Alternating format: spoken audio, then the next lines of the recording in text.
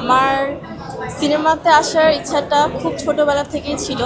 আমি যখন খুব ছোটো ছিলাম তখন তখন থেকেই কিন্তু আমি মানে বলিউড, হলিউড এবং আমাদের হলিউডের সিনেমা দেখে বড় হচ্ছি। তো আসলে এই ইচ্ছাটা আমার মায়ের ছিল যে আমাকে একজন অ্যাক্ট্রেস বানাবেন। তো ওনার এই ইচ্ছাটা আস্তে আস্তে পূরণ হচ্ছে মনে হয়, আমি ঠিক আসলে জানি না। তো এখন আমাকে আজিজ ভাই খুব বড় একটা অপরচুনিটি দিয়েছেন, এই সিনেমাতে আমাকে কাজ করেছেন একজন পারফর্মার হিসেবে। তো আসলে এখান থেকেই আমার শুরু। তো আমি খুবই হ্যাপি এবং আমি খুবই মানে অনেক থ্যাঙ্কফুল আমি আজিজ ভাইয়ের কাছে আমাকে এই সিনেমাতে নেওয়ার জন্য। এবং দর্শকের আমি আশা করি খুবই ভালো লাগবে আমার পারফরমেন্স, আমি দোয়া করি। এবং আমি ক্লাস 9-এ পড়ি এবং আমি এখনই আমার ডেবিউট করতেছি এই সিনেমাতে। তো এখানে আসলে আমি জানি না, আমার মানে আল্লাহর একটি ইচ্ছা, মানে গডস প্ল্যান বলে তো একটা কথা আছে। তো আল্লাহর ইচ্ছা, এখন আমি আমার ক্যারিয়ারটা এখান থেকেই স্টার্ট করতেছি। তো সবাই আমার জন্য দোয়া করবে, আমি চাই অনেক ভালো কিছু করবে। 72 ঘন্টা ময়েশ্চার লক সমৃদ্ধ লিলি বডি ওয়াশ, শিয়া বাটারের গুডনেস স্কিন রিপেয়ার করে রাখে সফট ও গ্লোয়িং। আমার ফ্রেন্ডসরা তো মানে ওরা তো খুবই হ্যাপি যে ওদের ফ্রেন্ড মানে অ্যাক্ট্রেস হতে চলেছে, ওর মানে মুভি হলে রিলিজ পাবে। তো ওরা খুবই এক্সাইটেড, আমাকে ওরা টেক্সট করে বলতেছে যে তুই তো আমাদের স্কুলের গর্বের একটি ছাত্রী, কারণ তুই অ্যাক্ট্রেস হতে চলেছিস, তোকে টিভিতে দেখবো আমরা। মানে আমার স্কুলের প্রিন্সিপাল স্যার, অন্যান্য স্যাররা, ম্যাডামরা মানে আমাকে খুবই অ্যাপ্রিসিয়েট করেন।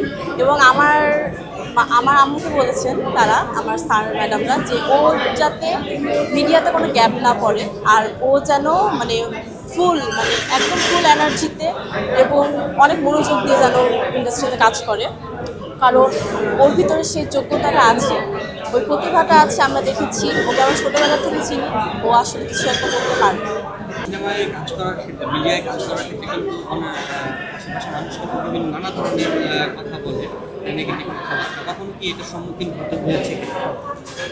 আসলে এটা সম্মুখীন আমার হতে হয় নাই, কিন্তু আমার মা এটা সম্মুখীন হচ্ছেন। যেমন আমাদের আশেপাশে কিছু মানুষজন আমার মাকে বলতেছে যে তুমি তোমার মেয়েকে এখনই এই বয়সে মিডিয়াতে দিয়ে দিলে ঠিক হবে কি না।